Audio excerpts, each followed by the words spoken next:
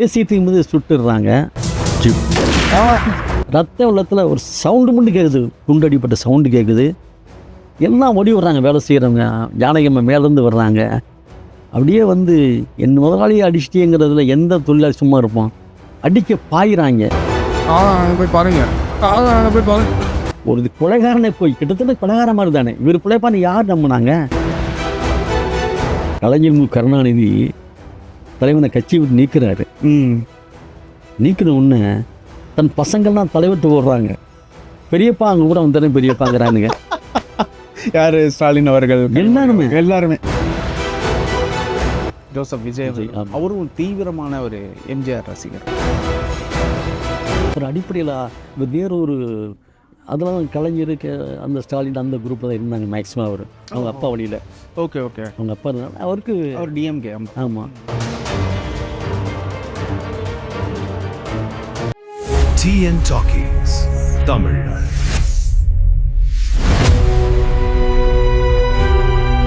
வணக்கம் TN talkies நேயர்களே. இன்னைக்கு நம்ம கூட இணைஞ்சிருக்கிறது எழுத்தாளர் கலைமாமணி மணவை பொன் மாணிக்கம் அவர்கள். இவர் யாரோ சொன்னாங்க, 8வது வள்ளல் எம்ஜிஆர், புகழ்மணச்செம்மல் எம்ஜிஆர் போன்ற பல புத்தகங்களை எழுதிய எழுத்தாளர். வணக்கம் சார். வணக்கம் ஐயா. 64 அவருக்கு குண்டடி.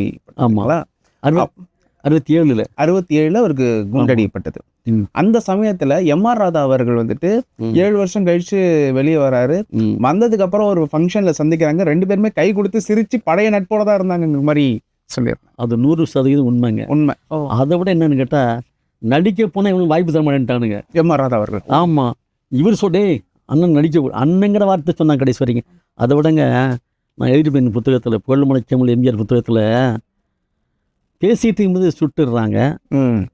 சரி, நீர் பேசிட்டேன்னு சொல்லி யாரும் பக்கத்தில் கிடையாது. ரத்த வெள்ளத்தில் ஒரு சவுண்டு மட்டும் கேட்குது, குண்டடிப்பட்ட சவுண்டு கேட்குது. எல்லாம் ஓடி வர்றாங்க வேலை செய்கிறவங்க. ஜானகியம்மா மேலேருந்து வர்றாங்க. அப்படியே வந்து என் முதலாளியை அடிச்சிட்டேங்கிறதுல எந்த தொழிலாளி சும்மா இருப்போம், அடிக்க பாயிறாங்க. அதுக்கு தலைவர் சொல்கிறீங்க, ரத்த இப்படி கையில் வச்சுக்கிட்டே ராதா அண்ணன் ஒன்றும் பண்ணாதீங்க, பத்திரமா ஓடி வெளியே விடுங்க. நான் கேட்குறேங்க, கிட்டத்தட்ட ஒரு குழம்புன மாதிரி தானுங்க. இங்கே குண்டடி போட்டு கென்னடி பிழைக்க முடியல, யாருமே இந்திரா காந்தி பிழைக்க முடியலைங்க. ஒரு கொலைகாரனை போய் கிட்டத்தட்ட கொலைகார மாதிரி தானே இவர் பிழைப்பான்னு யார் நம்பினாங்க?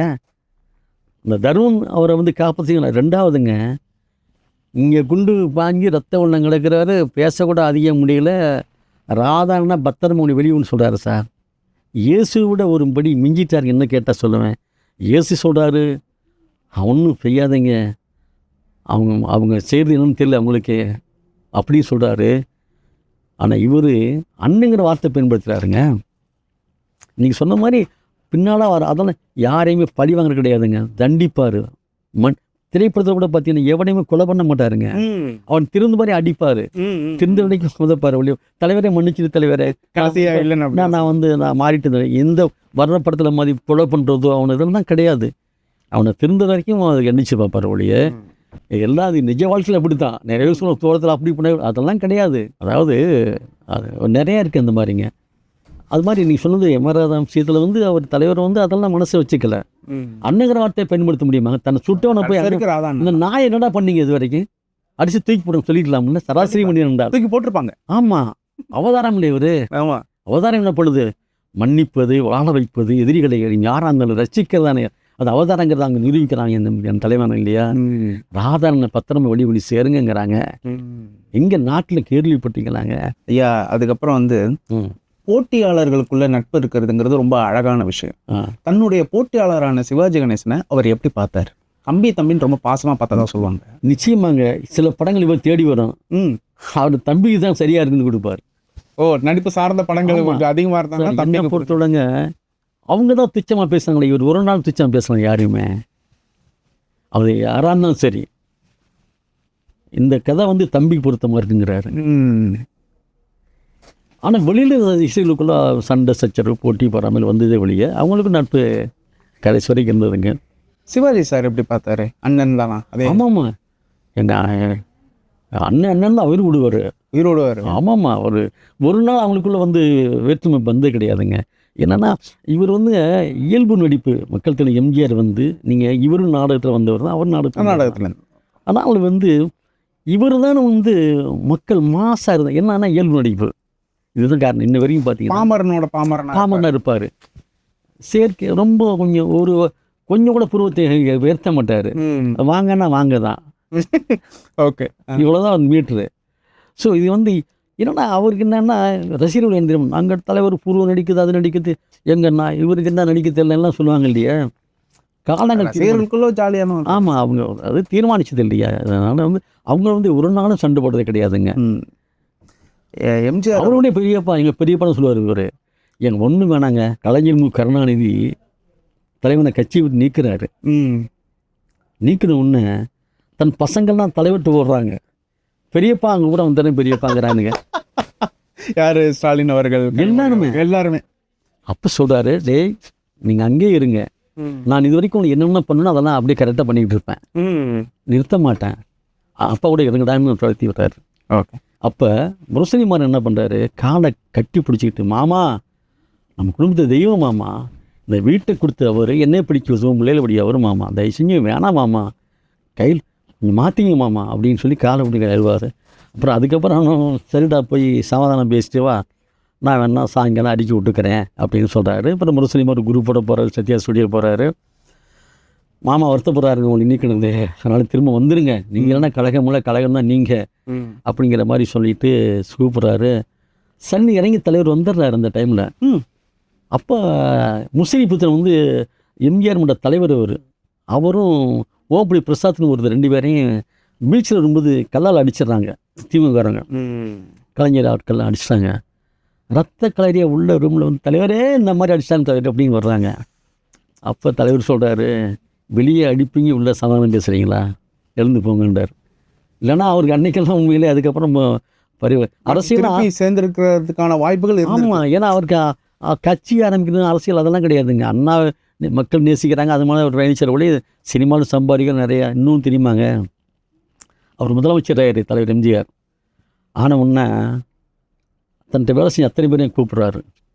அப்போ ஒரு சூட் கேஸ், சின்ன ப்ரீம் கேஸ் பார்த்தீங்க, சிவப்பாக இருக்கும், இந்த ப்ரௌன் கலரில் சின்னதாக. அப்போ சினிமா இருக்குல்ல, அதான் அட்வான்ஸ் கொடுப்பாங்க. லைனாக சூட் கேஸை வரிசையாக வச்சுட்டாரு. தன்கிட்ட வேலை செஞ்ச சமையல்காரன், சலவை தொழிலாளி, ஆடு மேய்க்கிறவன், மாடு மேய்க்கிறவன், மெய்க்காப்பாளர், அத்தனை பேரையும் கூப்பிட்டு, டிரைவர்கள் எத்தனையும் கூப்பிட்டு அப்போ சொல்கிறாரு, நான் நடிகனாக இருக்கும்போது நிறையா சம்பாதிச்சேன், உங்களுக்கு நிறையா செஞ்சேன், இப்போ நான் முதலமைச்சர் ஆகிட்டேன், எனக்கு சம்பளம் ரொம்ப கம்மி, நான் இனிமேல் உங்களுக்கு எதுவும் செய்ய முடியாது. எவன் சொல்லுவாங்க நான் கேட்குறேன். ஒரு வார்டு கவுன்சிலர் சொல்கிறான், நாடு கவுன்சிலர் நான் பார்த்துக்கிறேன் அப்படிங்கிறான். ஒரு எம்எல்ஏ சொல்கிறான், மந்திரி சொல்கிறான், முதலமைச்சர் இருக்கிறான், அவன் முதலமைச்சர் இந்த நாட்டை ஆளப்படி மன்னன் இல்லையா, அவன் சொல்கிறான் எனக்கு ரொம்ப சம்பளம் கம்மி, அவங்களை எதுவும் பண்ண முடியாதுங்க என் தலைவர் சொல்கிறான். சொல்லிவிட்டு இந்த சூட் கேஸில் பணம் வச்சுருக்கிறேன், நீங்கள் உங்களுக்கு தெரிஞ்ச வேலையை செஞ்சு நீங்கள் நல்லபடி செட்டில் ஆகிக்கிங்க அப்படின்னு சொல்லி ஒன்று ஒன்றா தர்றாரு ஒருத்தன்ட்டு. அவன் அழுதுகிட்டே வாங்கிட்டு போகிறாங்க. ஒரு தேவராஜன் ஒருத்தர் மெய்க்காப்பாளர் எம்ஜிஆர் இருக்கார், அவர்கிட்ட வந்து தலைவர் கொடுக்குறாரு, வேணாம் தலைவரே, எனக்கு எல்லாம் செஞ்சிட்டீங்க, எனக்கு வீடு வாங்கி கொடுத்தீங்க, கல்யாணம் பண்ணி வச்சிங்க, என் பிள்ளைகளை படிக்க வச்சிங்க, என் பிள்ளைகளை கல்யாணம் பண்ணி வச்சிங்க, இப்போ நல்லா இருக்கேன் தலைவரே, எனக்கு வேணாம் தலைவர் அப்படிங்கிறான். பரவாயில்லடா வாங்கிட்டு போ அப்படின்னு தலைவர் சொல்ல திரும்ப தர்க்கம் நடக்குது, வேணாம் வாங்கிக்க அப்படி நடக்கும் பொழுது இப்போ தலைவர் சொல்கிறாரு ஒரே வார்த்தை, இது வர தேவராஜ், இதை வாங்கிட்டு வந்தால் தான், நீ வாங்கிட்டு போனால் தான் இந்த தோட்டத்துக்கு வர முடியும், நீ பார்க்குறதுக்கு, இல்லைனா வர முடியாதா, நீ இந்த ஏரிக்கு வரக்கூடாது அப்படிங்கிறாரு. விடுக்கு நம்ம சூட் கேஸ் வாங்கிடுறாரு, போயிட்டார். ஒரு 3-4 மாதம் கழிச்சு அப்படியே தோட்டத்துக்கு வர்றாரு தேவராஜ். பேசிட்டு வந்து யதார்த்தமாக கேட்குறாரு, என்னடா பணத்தை அந்த பணத்தை வச்சு என்ன பண்ணான்னு கேட்குறாரு. தலைவரே அதை நான் பத்திரமா வச்சுக்கேன் தலைவர் அப்படிங்கிறான். என்னடா சொல்கிறேன், இல்லை தலைவரை வேணாங்க நீங்கள் கொடுத்தீங்க, ஒரு வார்த்தை சொன்னீங்க பாருங்கள், இனிமேல் இந்த தோட்டத்துக்கு வராதடா, என்னை பார்க்காதான்னு சொன்னீங்க, நான் தெய்வத்தை எப்படி இதில் பார்க்காம இருக்க முடியும், அதுக்கு தான் வாங்கிட்டு போனேன் அப்படிங்கிறான். நான் செலவழிக்க வாங்கிட்டு போல தலைவரை, திரும்ப வரணும் இந்த தோட்டத்துக்கு, உங்களை பார்க்கணும் அப்படிங்கிறான். அவன் தலைமை மிரண்டு போகிறான், யாரா என்னையோட இவ்வளோ சூப்பர் கேட்டான்னு சொல்லி அப்படியே இப்படி முதலமைச்சர் ஆகிட்டு சம்பாத்தியம் கம்மி, உங்களுக்கு இன்னும் பண்ண முடியாது சொல்கிறான் சார் முதலமைச்சர். இன்னும் தெரியுமாங்க, அவர் சிஎம் ஆகி ஒரு சென்ட் இடம் வாங்கலை தலைவா, ஒரு இடம் வாங்கலை, தன் சொந்த பணத்தை தான் எல்லா மகளிரும் பண்ணார் ஒழிய. அந்த மாதிரி ஒரு முறையோடு வாழ்ந்தவன், நெறியோடு வாழ்ந்தவன் மக்கள் எம்ஜிஆர். அதனால அவரை தவிர வந்து வேறையுமே ஒரு பரவாயில்லன்னு கூட சொல்ல என்னால் முடிய மாட்டேங்குது. ஐயா, தற்போதைய முதலமைச்சர் ஜோசப் விஜய் அவர்கள், ஆமா. அவரும் தீவிரமான ஒரு எம்ஜிஆர் ரசிகர். உங்களை பார்த்து ஆமாம், அவர்கிட்ட என்னைக்காவது நீங்க பேசியிருக்கீங்களா? நான் அவரோட நிறையா பயணிச்சிருக்கிறேங்க. அவர் என் புத்தகத்தை வெளியிட்டிருக்காரு. ஓஹோ. வந்தாங்க ஜெயிச்சாங்க புத்தகம் வந்து முதல்ல அவனுக்கு பேர் வந்து பிரபலங்கள் மனசில். அவர் அந்த புத்தகத்தை அவர் தான் வெளியிட்டார். முன்னாள் தளபதி இன்றைய முதல்வர் ஜோசப் விஜய் அவர்கள் மாண்புமிகு அவர் தான் வெளியிட்டாருங்க. அதுக்கப்புறம் என்னை 8வது ஒரு எம்ஜிஆர் புக்கை படிச்சுட்டு அடிக்கடி என்னை கேட்பார், என்ன இப்படி எழுதிங்க, இப்படி தலைவர் வாழ்ந்திருக்காரு, நான் அவரை மிஸ் பண்ணிட்டேங்க. ஒரு அடிப்படையில் வேறு ஒரு அதெல்லாம் கலைஞருக்கு அந்த ஸ்டாலின் அந்த குரூப்பில் தான் இருந்தாங்க மேக்ஸிமம். அவர் அவங்க அப்பா வழியில். Okay okay. அவங்க அப்பா இருந்தாங்க. அவருக்கு அவர் டிஎம்கே. ஆமாம், தீவிரமாட்டி கூட அந்த அந்த கலர்லேயே வாழ்ந்துட்டு இருந்தாங்க. அடிக்கடி இந்த புத்தகத்தை பற்றி கேட்பாருங்க. அப்புறம் அடுத்து இப்போ தலைவரை பற்றி என்ன எழுதிருக்கீங்கன்னு இதெல்லாம் கேட்பாரு. ரொம்ப ஆர்வமாக இருக்கு. ஆமாம், கேட்பாரு. அப்புறம் வந்து நிலாவை பட ஷூட்டிங் நாகர்கோவிலில் டைரக்டர் வெங்கடேஷ் சார். அதில் நான் வந்து வழக்கமாக நடிகன் ஒரு காட்சி நடிகை இந்த மாதிரி என்னை கூப்பிடுவாங்க. எங்கள் சார் வர்றது மாதிரி அங்கேயும் நடிகை கூப்பிட்டாங்க. நான் போனேங்க. பார்த்துட்டு அப்போ இந்த 2 நாள் தங்கியிருக்கும்போது இடையில நானும் அவர் நிறைய உட்காந்து பேசிட்டே இருப்பான். இப்போ சொன்னோம்னா எம்ஜிஆர் பற்றி நிறைய பேசுனது, எம்ஜிஆர் எப்படி கலைஞரை வந்து தலைவர் எம்ஜிஆர் செய்ய மக்கள் எடுத்தாலும் வரலாறு சொல்லுவேன். அதெல்லாம் கேட்டு ஆச்சரியப்படுவாருங்க. என்னங்க சொல்கிறீங்க? அதாவது அண்ணா இறந்து போகிறாரு, அடுத்து யார் முதலமைச்சர், செயற்குழு பொதுக்குழு தீர்மானம் பண்ணி நாவல் நெடுஞ்சல்னு கொண்டு வந்துட்டாங்க. இப்போ கலைஞருக்கு கருணாநிதிக்கு ஒரு பெரிய ஆத்திரம் ஆவேசம். என்ன, நான் கட்சி கொலைக்கலையா? என்னை விட கட்சி கொலைஞ்ச எவன் இருக்கிறான்? தமிழ்நாடு ஃபுல்லாக நான் போயிருக்கிறேன், பட்டி தொட்டியெல்லாம் போனேன், குக்கிராமத்துக்கு இப்போ நடந்து போனேன், சைக்கிளில் போனேன், இத்தனை கட்சியை வளர்த்தவன் நான், என்னை விட்டுட்டு அவருக்கு போயிட்டாங்களேன்னு சொல்லி ஒரு ஆதங்கம் எல்லாருக்கும் இருக்கக்கூடிய ஆதங்கம். ஆமாம், அது நியாயமான ஆதங்கம் தான். நேராக ராஜாஜித்து போகிறாரு. முதலமைச்சர் ராஜாஜித்து போயிட்டு, என்ன இப்படி பண்ணிட்டாங்க பார்த்தீங்களா, நான் கட்சி கொலைக்கலையா? என் மனைவி மக்களெல்லாம் மறந்து போய் கட்சி கொலைச்சவன் நான், அவர் என்னையோட ஒரு நாவல் பெரிய இது பண்ணிட்டாரா அப்படி சொன்னேன். உனக்கு என்ன பிரச்சனை ராஜாஜி கேட்குறாரு. இல்லை, அந்த நாற்காலில் ஒரு நாள் நான் உட்காரணுங்கிற ஒன்டேசிங்கிற வார்த்தை என்ன நான் அடிக்கடி முன்னாடி சொல்லுவேன். ஒரு நாள் மலருங்கிற வார்த்தையை நான் தான் நிறைய இடத்துல பயன்படுத்தினேன் ஆரம்பத்தில். அந்த நாட்கள் நான் உட்காரணும் ஒரு நாளாவது அப்படிங்கிறாரு. அதுக்காண்ட இங்கே வந்தேன், அங்கே ஒருத்தர் ராமாவதர் இருக்காண்ட அங்கே போடாங்கிறாரு. நேராக 10 மணிக்கு போகிறாரு, போய் சண்டை போகிறாரு தலைவர்கிட்ட எம்ஜிஆர்கிட்ட. நேரம் வச்சதுடா, நீ நான் ஒரு தாய் பிள்ளை இல்லையா? எங்கள் அம்மாக்கள் நீ சாப்பிட்ட, உங்கள் அம்மா நான் சாப்பிட்டேன், நான் கட்சி கொலைக்கலையா? இதே மாதிரி சொல்கிறாரு. அது ராஜாஜி சார் என்ன சொன்னாரோ, பட்டி தொட்டியெல்லாம் போனேன், குக்கிராமம் போனேன், சைக்கிளில் இப்போ நடந்து போனேன், ஐக்கியம் வளர்க்க வைக்கலாம், நான் கட்சியை வளர்த்தம் இல்லையா? மனைவி இறக்கும்போது கூட நான் மீட்டிங் பேசிக்கிட்டு இருக்கிறேன். இப்போ நீங்கள் பாட்டுக்கு அவர் தூக்கி கொடுத்தீங்கன்னு இல்லை, செயற்குழு பொதுக்குழு தீர்மானம் போட்டாங்க, நம்ம என்ன பண்ண முடியும்னு தலைவர் சொல்கிறாரு. அதுக்கு கலைஞர் சொல்கிறாரு, நீ நினச்சா முடியும் ராமச்சந்திரன் அப்படிங்கிறாரு. என்ன விளையாடியா தலைவர் கேட்குறாரு. இல்லை ராமச்சந்திரா, நான் அந்த நாற்காலில் உட்காந்து ஆட்சி பண்ணணும் அப்படிலாம் எனக்கு ஆசை கிடையாது. ஒரு நாள் அந்த நாட்களில் உட்காரணும்.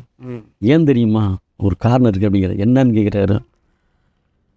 நான் அந்த நாட்களில் உட்காந்து ஆட்சி பிரகடனம் பண்ணால் ஒரு நாள் உட்காந்தா கூட ஒரு தாழ்த்தப்பட்ட இடத்துலேருந்து ஒருத்தன் வந்து உட்காந்தான்னு வரலாறு பேசணும் அப்படிங்கிறார்.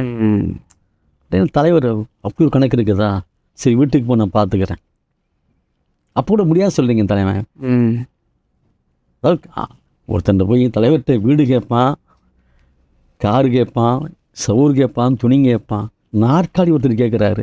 சரி, இப்போ நான் பார்த்துக்கிறேன் என் தலைவன் சொல்கிறாங்க. அப்போ அவதாரம் தானே அவன். கண்டிப்பாக போயிட்டார். உடனே எஸ்எஸ்ஆர் லட்சியடி எஸ்எஸ்ஆருக்கு ஃபோன் பண்ணுறாரு. இந்த தம்பி நாளைக்கு வீட்டுக்கு சாப்பிட வரேன் அம்மாட்ட சொல்கிறாங்கிறாரு. அன்றைக்கி வந்து அரசியல் பீக்கில் இருக்கார் அவர். இவரை விட அதுக்கு முன்னாடி வந்தவர் இல்லையா அவர். அதனால் நேராக இன்னும் அண்ணன் திடீர்னு வரேங்கிறாரு. இவருக்கு தெரியும் அரசியல் பிரச்சனை சுற்றி இந்த பிரச்சனை ஓடிக்கிட்டு இருக்குது. நான் மறுநாள் போகிற 1 மணிக்கு சாப்பிட போகிறாரு. அவங்க அம்மா ஒன்று டைனிங் டேபிள் எடுத்து வச்சுட்டு இருக்கிறாங்க. எஸ்எஸ்ஆர் கேட்குறாரு, சொல்லுங்கண்ணே, நீங்கள் திடீர்னு வந்திருக்கீங்க, ஆச்சரியமாக இருக்குது. அம்மா எத்தனை பேர் சொன்னாங்க, நேரம் இல்லை, இப்போ நீங்களே வந்திருக்கீங்க சொல்லுங்கண்ணேங்கிறாரு. உன்னோட இந்த மாதிரி நைட்டு வந்தார் அவர். நான் சரின்னு சொல்லிட்டேன். இப்போ உன்னோட எம்எல்ஏ எல்லாம் கொஞ்சம் சப்போர்ட் பண்ண சொல்லு. அதுக்கு அவர் சொல்லுவாருங்க வார்த்தை, பாம்புக்கு பால் வார்க்காதீங்கண்ணே, உனக்கா நீ உயிர் விடுங்கிறார். டேய், அதெல்லாம் பேசாத, நான் இப்போ சாப்பிட்றத வேணாமாடா, ஒரே வார்த்தை என்னன்னு கேட்பான். இதில் ஒரு கலாச்சாரம் இருக்குது தெரியுங்களா? இப்போ கிராமங்களில் பார்த்திங்கன்னா ஒரு கல்யாண காலத்தில் நடக்கும். அதுக்குள்ளே ஒரு சின்ன பிரச்சனை வந்துடும். சமையல் பண்ணி எல்லாம் ரெடியாக இருப்பாங்க, பஞ்சாயத்து ஓடிக்கிட்டே இருக்கும், ரொம்ப மிட் நைட் ஆகிடும், எல்லாம் தூங்கி விடுவாங்க, பட்டினியாக கிடப்பாங்க. ஒருத்தன் சொல்லுவான், ஐயோ வந்தவங்களாம் சாப்பிடாம எல்லாம் படுத்து கிடக்கிறாங்க, சாப்பிட்டு பேசலாம் அப்படிம்பாங்க. முதல்ல பேசி முடிய அப்புறம் கை நினைக்கலாம் அப்படிம்பா. அதை கலாச்சாரம் தான். இவர் அந்த இதை கையில் பிடிச்சி தலைவர் சொல்லுவார், டே அதெல்லாம் பேசாத, நான் சாப்பிட்றத வேணாமாடா, சாப்பிடுங்கண்ணே, வரலாறு மாறும். அன்றைக்கு எஸ்எஸ்ஆர் மறுத்திருந்தால் தலைவர் எம்ஜிஆர், அவர் கலைஞர் கருணாநிதிக்கு வந்து சிஎம் கிடையாதுங்க. அப்போ ஒரு மனிதன் வந்து ஒரே ஒரு வார்த்தை சொல்கிறார் இல்லையா, நான் உட்காந்தா இதுக்கு ஒரு அர்த்தம் இருக்குன்னு சொன்னார் பாருங்க. அந்த ஒரு அர்த்தத்துக்குன்னு என் தலைமை வந்து உட்கார்றாங்கிறாரு. நான் எதுக்காலும் என்ன வேணும் பண்ணுவேன்னு சொல்லி அவருக்காண்டி வாடி போராடி உட்கார வைக்கிறாரு வச்சுங்களேன்.